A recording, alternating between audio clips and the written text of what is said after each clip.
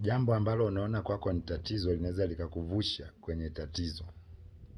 Kwa mfano, Petro wakati anatembea kwenye maji, alivyomwomba Yesu na yeye atembee kwenye maji, akazama kwenye maji baada ya kuwa na hofu.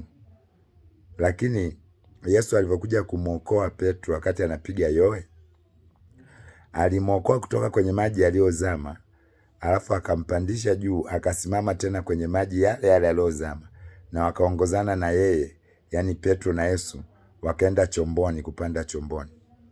Ina maana tatizo la maji ambalo lilimfanya Petro azame, hilo hilo lilimfanya tena atembee juu yake hadi kwenda kwenye chombo.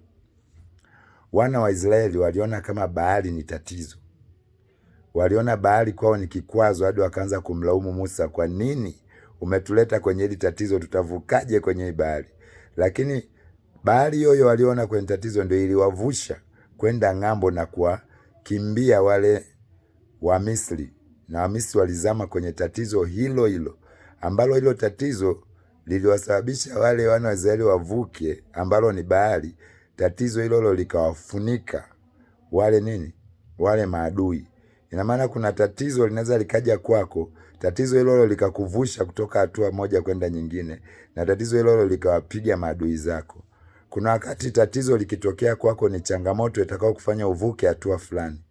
Usio kafikiri kila tatizo linalokuja kwako nia ni kukandamiza. Tatizo jingine linakuja kwako ili kukuvusha hatua, ili upate uzoefu wa matatizo, ili utakavokutana na raha ukumbuke ulikotoka. Niite Prophet Godlove.